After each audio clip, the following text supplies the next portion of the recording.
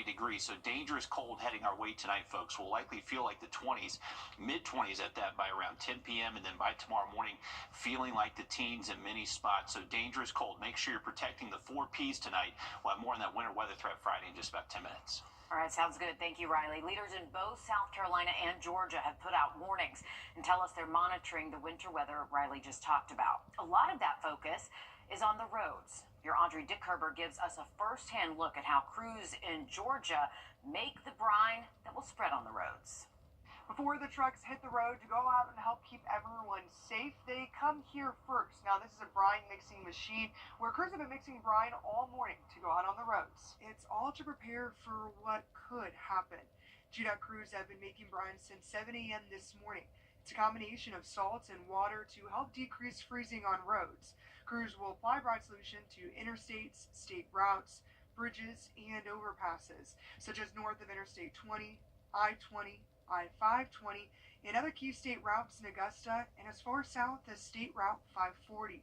And GDOT says as crews work, give them space and your patience so they can work to keep the community safe. You could just put salt out, but actually putting brine out actually works better than just putting the salt out.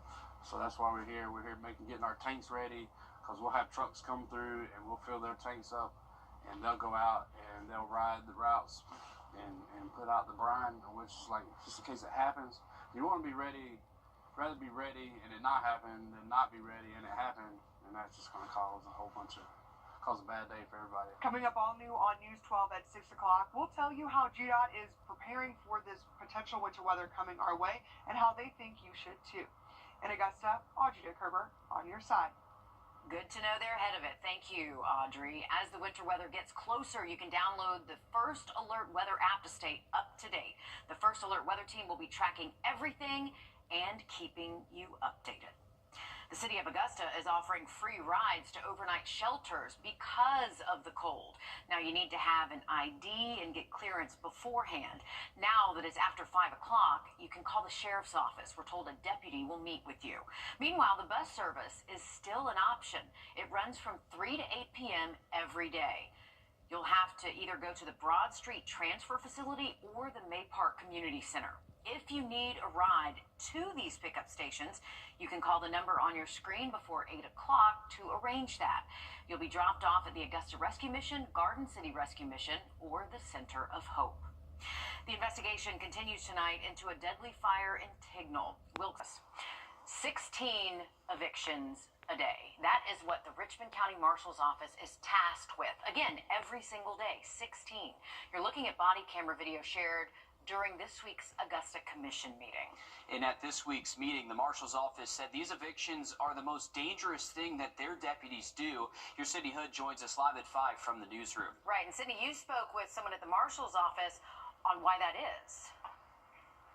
Well, the marshal says an eviction is like a traffic stop. You never know what you're going to get because you're catching some people at a low point in their life. Now, the body camera video you're looking at gives you an idea of how the marshal's office handles evictions. Marshal Lampkin says his team's goal is to make sure it's a safe and peaceful eviction, but that's not always the case, he says.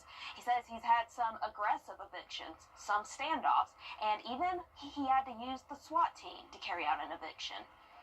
So in each eviction, we prepare for that. We do a background check on the people getting evicted, make sure there's no dangerous tendencies, no violent tendencies, because we want to be safe when we're going to do that. We want to make sure everybody come home safely.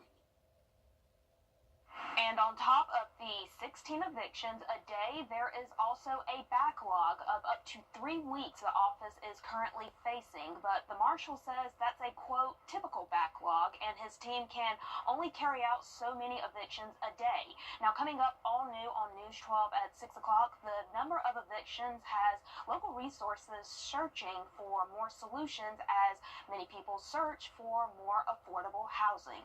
Affordable housing, certainly a problem here and all over the country. Absolutely. The Marshal's Office, they're tasked with a difficult task there, really, to try to handle all of those evictions, 16 in one day. That's a lot. Right, that's a whole lot in a week. Thanks for bringing light to this, Sydney.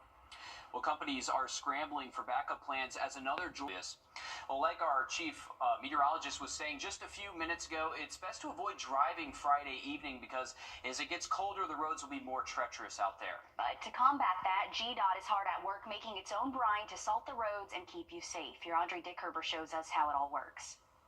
This machine right here is what helps mix the brine that goes out on the roads to help keep everyone safe. And with the potential of winter weather, trucks could be out on the roads as soon as tonight. Before you hit the road this week, make sure you're weather aware. We're just trying to make the roads and sidewalks, streets, interstates as safe as we can for everybody. Preparing for what could happen. It's a process that needs to be done at least a day in advance. Crews have been making brine all day Wednesday. It's a combination of salt and water, helping decrease freezing on roads. I don't know if you remember the big ice storm of 2014. People were basically like stranded on the interstates and highways and happened to leave their cars to get to safety. Just the people of Georgia got together and just feared that that was never going to happen again. That's sort of why we do this. It's sort of like it's a preemptive strike thing to kind of keep it from happening again. Because it's always better to play it safe.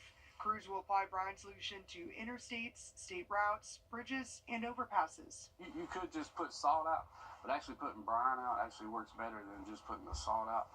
So that's why we're here. We're here getting our tanks ready, because we'll have trucks come through and we'll fill their tanks up, and they'll go out and they'll ride the routes and put out the brine, which is like, just in case it happens, you want to be ready. Rather be ready and it not happen than not be ready and it happen, and that's just going to cause a bad day for everybody. GDOT recommends you limit your travel Friday night into Saturday morning and give crews space to do their job safely so they can help keep you safe. In Augusta, Audrey Dickerber on your side.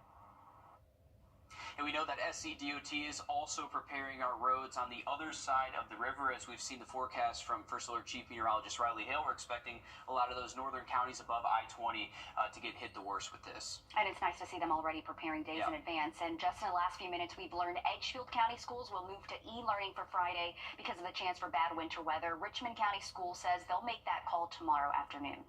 Well, the Richmond County Marshal's Office is carrying out an average of 16 evictions a day.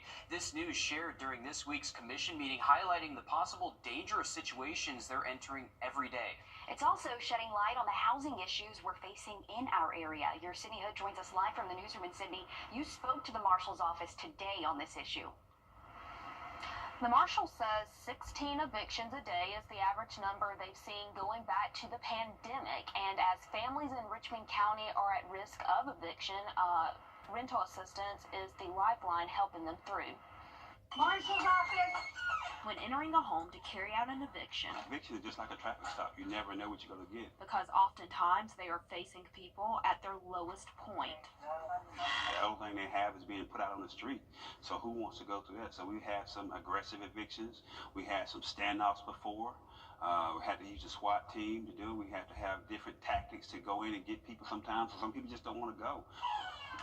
On top of 16 evictions per day for the Richmond County Marshal's Office. We do have a real big log of evictions, and right now we're running about 2 to 3 weeks behind because we have so many evictions. They're scheduled out about 2 or 3 weeks. The reason behind each eviction varies, but the one constant is the need for resources. As a community, we're working towards finding some more solutions, but as of today, there's just not enough. There's not enough housing. It's just, we're at a major housing crunch in our community. And it doesn't help, many are still recovering from Hurricane Helene. We've had to anticipate and wait to see what landlords are doing to know what the impact is going to be on our community. And I don't know if all landlords knew what they were going to do with their tenants. So we're seeing kind of a mixed bag of what people are doing. But if some landlords are like, nope, you're late, or after day 5, you've got ridiculous late fees, and then now here's the eviction, then no wonder you're seeing 16 a day. If you or someone you know needs assistance, United Way says the easiest thing to do is call 211 Monday through Friday from 8:30 to 5. We'll have a link to the resources on our website, wrdw.com. 16 evictions a day is a lot. When you start to think about the magnitude of what they're actually dealing with, we know in Richmond County, affordable housing also a major issue. Sydney Hood on that for us. Thank you again, Sydney. The Augusta train